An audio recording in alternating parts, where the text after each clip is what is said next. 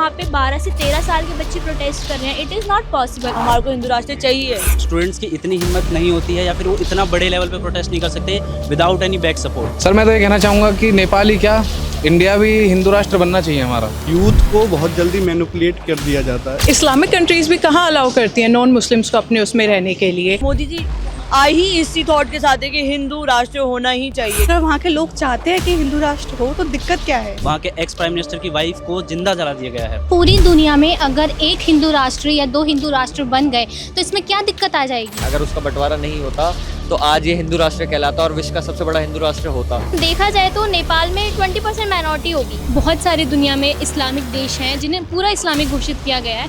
और वहीं के कुछ लोग जो 20% में आते हैं या फिर अलग कुछ मेंटालिटी के लोग थे, वो चाह रहे थे कि ये राष्ट्र एक सेकुलर राष्ट्र बने जैसा कि भारत है। खबर इंटरनेशनल है क्योंकि मुद्दा इंटरनेशनल है। खबर नेपाल की है। पिछले दिनों से हम लगातार देख रहे हैं कि नेपाल में जिस तरह से जेन जी प्रोटेस्ट कहां पहुंच चुका है, लगातार वहां पर हिंसाएं हो रही हैं और अब जा करके एक डिक्लेरेशन प्लेटफॉर्म पर चीज़ें पहुंची हैं कि हिंदू राष्ट्र नेपाल को घोषित कर दिया जाएगा। सोशल मीडिया में लगातार ये सारी चीज़ें चल रही हैं, अखबारों से लेकर के समाचार पत्रों तक इस तरह की खबरें आ रही हैं। यहाँ तक कि जब वहाँ के सेनाध्यक्ष ने वीडियो जारी किया तो इस वीडियो में देखने को मिला कि उनकी जो पीछे तस्वीर थी वो नेपाल की राजा की तस्वीर लगी हुई थी। इसके बाद कयास लगाए जाने लगे कि अब नेपाल हिंदू राष्ट्र घोषित हो चुका है। भारत में भी कई सारी आवाज़ें उठती रही हैं कि भारत को हिंदू राष्ट्र बनाया जाए। हम चलते हैं यूथ के पास, वही यूथ जो नेपाल का जो यूथ प्रदर्शन कर रहा है जिसे जेन जेड कहा जा रहा है, जेन जी कहा जा रहा है। हम भारत में भी चलते हैं जो आउटगोइंग है, कॉलेज आउटगोइंग स्टूडेंट है या फिर स्कूल आउटगोइंग स्टूडेंट है, उनके पास जाके बात करते हैं कि जिस तरीके से वहाँ की चीज़ें हैं उसको लेकर के यहाँ के स्टूडेंट्स की क्या सोच है, वो क्या सोचते हैं।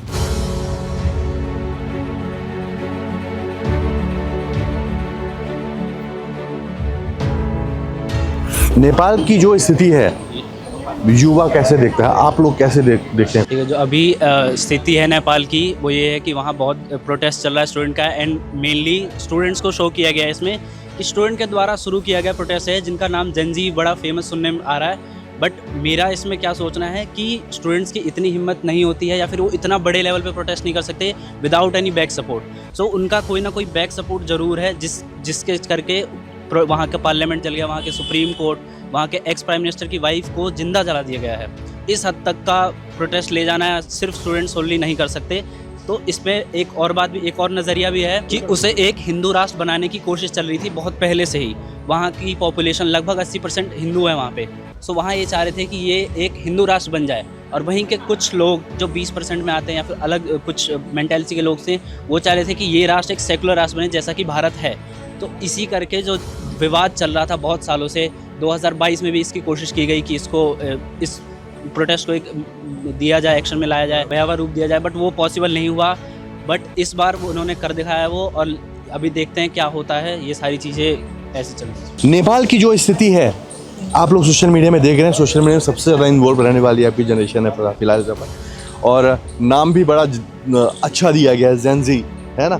तो पहले तो आप इस नाम को कैसे देखते हो, और दूसरी बात, नेपाल में जो इस समय पर चल रहा है कि हिंदू राष्ट्र, हमने भारत में सुना था कई सारी कथाओं में, टीवी में, वायरल में, लेकिन नेपाल इस समय पर पहुंच चुका है हिंदू राष्ट्र की कगार पर, जो वहाँ पर जिनको प्रधानमंत्री प्रोजेक्ट किया जा रहा है। ये जो सारी चीज़ें कैसे देखते हो, क्या हिंदू राष्ट्र भी होना चाहिए जो वहाँ पे मुहिम चल रही है वो सही है, या फिर आपके व्यूज़ क्या? हिंदू राष्ट्र तो अब हिंदुस्तान भी सपोर्ट करता ही करता है। हमारे को हिंदू राष्ट्र चाहिए। इससे काफ़ी कहते हैं कि कन्वर्जन हो रहे हैं, सारी चीज़ें हो रही है, ये होती हैं, सीरियसली में होते थे, न्यूज़ आते थे, न्यूज़ हम पढ़ते हैं, देखते हैं, कुछ करते देखते हैं। अब जैसे हम मोदी की बात करते हैं, मोदी जी आई ही इसी थॉट के साथ है कि हिंदू राष्ट्र होना ही चाहिए, क्योंकि जैसे तदाद थी हमारे हिंदू की बीच में कम भी हो रही थी, इतनी सारी चीज़ें मतलब दिक्कत दे रही थी कि हाँ ये ऐसे ये वैसे।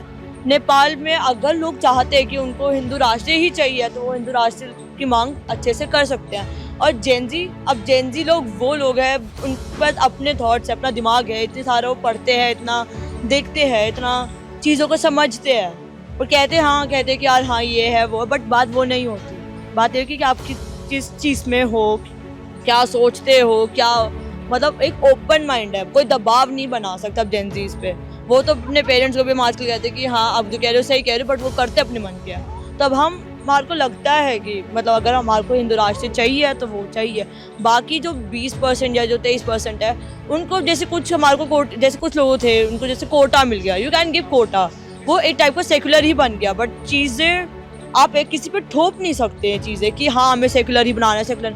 आप कुछ एक्ट्स वो कर दो, अनाउंस कर दो कि हाँ ये एक्ट्स है, ये आप कोटे बनाओ बैठ के, तो कोई दिक्कत नहीं है। बट अगर आप थोपो कि दैट समथिंग वेरी बैड, आप थोप नहीं सकते किसी चीज़ों पे ऐसे।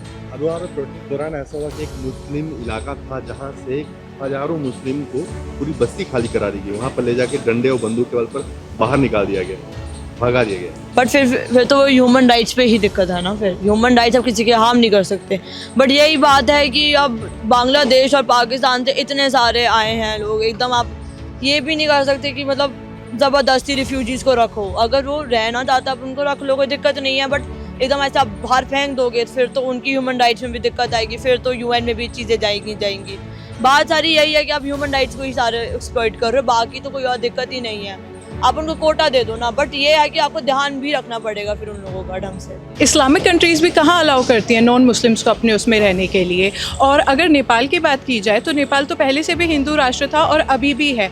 और अगर वहाँ की मेजॉरिटी जो स्टूडेंट्स हैं जिनको जेंजी बोला जा रहा है, और अगर वो ही नहीं चाहते कि सेक्युलरिज्म आना चाहिए, तो मुझे नहीं लगता कि कोई पॉइंट ऑफ व्यू बचा है, क्योंकि वो वहाँ का यूथ है, वो फ्यूचर है और उनके अकॉर्डिंग चीज़ें होंगी तो ही बेटर होगा।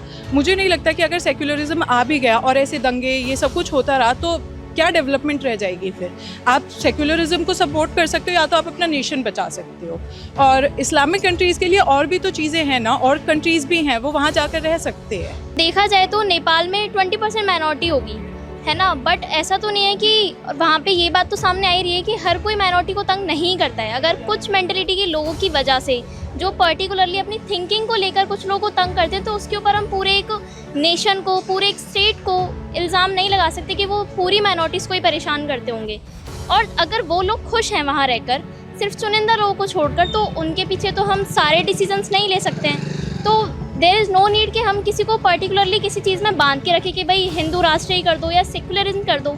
जैसा वहाँ की मोस्ट ऑफ दी पॉपुलेशन चाह रही है, जैसा वहाँ के लिए अभी के टाइम में जो सही है उनके अकॉर्डिंग, तो उस तरीके से डिसीजन लिए जाएं कुछ अपने पॉइंट ऑफ व्यूज ऐड करके, तो वो ज़्यादा बेटर रहेगा पूरे नेशन के लिए। फॉर मी नेपाल में अगर सेकुलरिज्म नहीं एक्सेप्ट करे वो तो उनकी चॉइस है। बाकी जो Nepal stand for secularism only, not Nepal, all over the world we stand for secularism, जहाँ पे हमें इंडिपेंडेंट है, हम कुछ भी सिलेक्ट कर सकते हैं।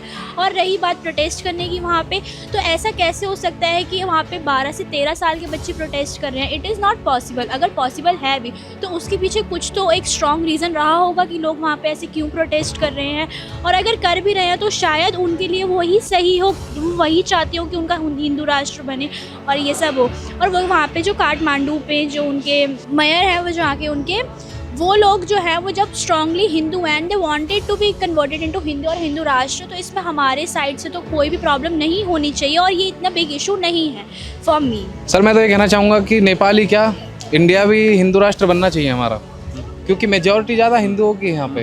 क्योंकि नेपाल में पिछले 17 साल में 14 बार डेमोक्रेटिक इलेक्शंस हो चुके हैं, हालांकि होते नहीं है, एक कंट्री में 5 साल में एक बार ही होता है। तो नेपाल में ज़रूरत है कि हिंदू राष्ट्र बने और 5 साल में बस एक ही बार इलेक्शन हो। आगे भाई बताइए। भारत को लेकर के ये है कि भारत शुरू से हिंदू राष्ट्र रहा है। अगर बंटवारा नहीं होता हमारा, वो जो गांधी जी ने करवाया हमारे ने, अगर उसका बंटवारा नहीं होता तो आज ये हिंदू राष्ट्र कहलाता और विश्व का सबसे बड़ा हिंदू राष्ट्र होता। पर जो कि पीछे सब हुआ है उसकी वजह से हिंदू राष्ट्र नहीं बन पाया, तो भारत को भी बनना चाहिए हिंदू राष्ट्र। सर बिल्कुल होना चाहिए। भारत तो पहले से ही हिंदू राष्ट्र रहा है, भारत में मेजॉरिटी हिंदू की है। नेपाल में भी मोस्ट ऑफ द पॉपुलेशन जो है वो हिंदू ही है, तो नेपाल को भी होना चाहिए और भारत को भी होना चाहिए। सर वहाँ पर एनवायरनमेंट भी, मतलब यहाँ पे भी ऐसे एनवायरनमेंट है, यूथ को बहुत जल्दी मैनिपुलेट कर दिया जाता है, बहुत जल्दी किसी के भी भड़कावे में बहकावे में आ जाती है। तो वहाँ का यूथ भड़कावे में आता है। मेरे को तो मोस्टली यही लगता है कि भेड़ चाल एक तरीके से लोग चल देते हैं कि जैसा आप, अगर मेरा तो कोई दोस्त होगा वो जैसा कर रहा होगा उसका भी इन्फ्लुएंस मेरे पे होगा, मैं भी वैसे ही काम करूँगा। वहाँ की स्थिति बहुत ख़राब है इस टाइम पे, जैसे कि सोशल मीडिया पे चल रहा है अभी इतना सब कुछ देखने से प्रोटेस्ट हुआ। वहाँ पर युवा, वहाँ पर school outgoing students, college outgoing student वहाँ पे प्रोटेस्ट कर रहे हैं। वहाँ के प्रशासन द्वारा गोली चलवा दी गई। क्या आपको लगता है कि मतलब स्टूडेंट्स पे गोली चला देना मतलब? नहीं, बिल्कुल नहीं, ऐसे कुछ होना नहीं चाहिए। ये बहुत गलत हो रहा है जो भी हो रहा है उधर नेपाल में। एक न्यूज़ को काफ़ी सारे एंगल से देखते हैं। इस एंगल को फेमस किया जा रहा है कि जेंजी का प्रोटेस्ट है, प्रोटेस्ट क्यों है? क्योंकि वहाँ के जो पॉलिटिशियन थे, उनके कुछ जो बच्चे थे वो बाहर पढ़ रहे थे और ऐश कर रहे थे, तो इन सब चीज़ों को लेके जेनजीज को बुरा लगा। वहाँ की आम जनता को कुछ खाने को भी नहीं है और उनके बेटे बाहर देशों में पढ़ रहे हैं, तो इसका एक फ्रेम बनाया गया कि इसलिए ये प्रोटेस्ट हुआ। बट इसको और एंगल से भी सोचने की ज़रूरत है। एक एंगल इसका हो सकता है कि हिंदू राष्ट्र की मांग, दूसरा एंगल हो सकता है कि आप हाल ही में देखेंगे कि तो एक ट्रेंड चल रहा है कि पहले बांग्लादेश में तख्ता पलट हो जाता है, श्रीलंका में होता है, देन अब नेपाल में। सो इससे एक चीज़ समझ आ रही है कि कुछ बाहर की कंट्रीज़ मान लो वो एक एक्सपेरिमेंट कर रही हैं कि जहाँ भी हम चाहें तख्ता पलट करवा सकते हैं, एक इन्वेस्टमेंट करके हम चीज़ें अपने हिसाब से चलवा सकते हैं। सो एक एंगल ये भी है इसका, इसलिए भी है क्योंकि एक स्टूडेंट या फिर एक स्टूडेंट पूरा ग्रुप वो देखोगे तो उस दिन उन्हें अचानक से एक मैसेज आता है कि जितने भी स्टूडेंट्स हैं वो स्कूल ड्रेस में आएंगे और बैग लेके आएंगे। ये सारे स्टूडेंट को कैसे पता चला? अगर वो प्रोटेस्ट करने जा रहे थे उन्हें बैग लेने की क्या ज़रूरत थी? सो एक ये बहुत स्ट्रेटेजिक प्लान था ये प्रोटेस्ट करवाने का। स्टूडेंट को इसलिए आगे रखा गया क्योंकि ये रूल्स है और ये ह्यूमन राइट्स वाले आ जाएंगे इसमें अगर उनके ऊपर गोली चला दी। इसके बावजूद भी गोली चली थी, उन्हें मुद्दा मिल गया कि भाई तुमने स्टूडेंट्स पर गोली क्यों चला दी। तो इस मुद्दे को लेके भी उन्होंने और आगे भी क्वेश्चंस आएंगे आपको। हाल ही में यहाँ के जो करंट प्राइम मिनिस्टर थे KP ओली शर्मा, उन्होंने रिज़ाइन कर ही दिया है और वहाँ के जो मिलिट्री चीफ थे उन्होंने ओवरटेक कर लिया है सिचुएशन को। और ऐसा आंकलन किया जा रहा है कि जो सुप्रीम कोर्ट की एक हेड थी वो जो इंडिया के फेवर में हैं फ़िलहाल, वो वहाँ की इंटरिम गवर्नमेंट संभालेंगी। सो कई सारे इस न्यूज़ के एंगल हैं, हमें सारे एंगल एनालाइज़ करने की ज़रूरत है। एंड जो एंगल आप पूछ रहे हैं हिंदू राष्ट्र का, वो भी एक बहुत बड़ा मुद्दा है कि नेपाल को एक हिंदू राष्ट्र बनाने की मांग काफ़ी पहले से चल रही है। जब 2008 में वहाँ से राज्य शासन हटा और वहाँ कॉन्स्टिट्यूशन आया, उसके बाद से वहाँ लगभग 14 प्राइम मिनिस्टर बदले जा चुके हैं। इसका मतलब हमें फेलियर ही देखने को मिल रहा है कॉन्स्टिट्यूशन का कि इलेक्शन अच्छे से नहीं हो रहे, इतनी ट्रांसपेरेंसी नहीं है, तो करप्शन तो एक मुद्दा है ही वहाँ पे। सो हिंदू राष्ट्र, मैं कहना चाहूँगा कि हिंदू राष्ट्र बनना चाहिए। एक रीज़न मेरा ये है कहने का कि वहाँ की पॉपुलेशन भी हिंदू ज़्यादा है, वहाँ 81% लगभग वहाँ हिंदू है, 20% माइनॉरिटी है। सो अगर वो चाह रहे हैं कि हिंदू राष्ट्र बने तो मैं तो ये कहूँगा कि बनना चाहिए। एंड इवन उसके साथ ही अगर हमारी कंट्री, जो मेरी कंट्री है इंडिया, ये एक सेकुलर कंट्री है, पर सेकुलर बनने का जो प्रोसेस है वो भी पूरा कॉन्स्टिट्यूशन नहीं था। आपको ध्यान होगा जब 1975 में इमरजेंसी लगी थी और उस टाइम की जो PM थी इंदिरा गांधी जी, उन्होंने पूरी कॉन्स्टिट्यूशन तरीके से इसको सेकुलर नहीं बनाया था और एक ऐसे मतलब मुस्लिम जो कहेंगे उनके इन्फ्लुएंस में आके उनके वोट लेने के लिए इसको एक सेकुलर कंट्री बनाया गया था। कोई बहुत मतलब बहुमत से या फिर सारी चीज़ें प्रोसेस फॉलो करके एक सेकुलर कंट्री नहीं डिसाइड किया गया था। सर ऑफ कोर्स हिंदू राष्ट्र होना चाहिए। पूरी दुनिया में अगर एक हिंदू राष्ट्र या 2 हिंदू राष्ट्र बन गए तो इसमें क्या दिक्कत आ जाएगी? सर नेपाल में ऑलमोस्ट जो है हिंदू राष्ट्र घोषित हो चुका है और वहाँ पे इसी के लिए ही प्रोटेस्ट किया जा रहा है। जो 17 सालों से जो वहाँ पे सरकार है वो चाहती थी कि नेपाल को सेकुलर कंट्री बनाया जाए, लेकिन वहाँ की जो जनता है वो इसके खिलाफ थी। वो चाहते थे कि हिंदू राष्ट्र बनना ही चाहिए। इंडिया में भी इसके खिलाफ बहुत ज़्यादा प्रोटेस्ट किया जाता है कि हिंदू राष्ट्र का बनना चाहिए।